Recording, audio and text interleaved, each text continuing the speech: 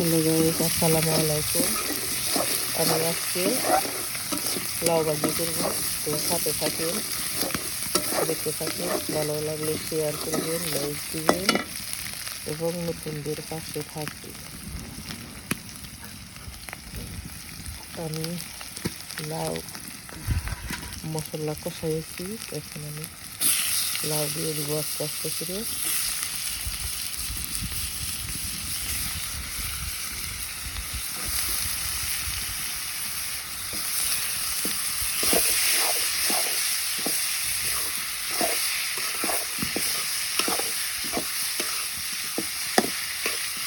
দেখুন, আমি গ্রামে থাকি, গ্রামের মানুষ, অনেক কষ্ট করে শীতের মধ্যে রান্না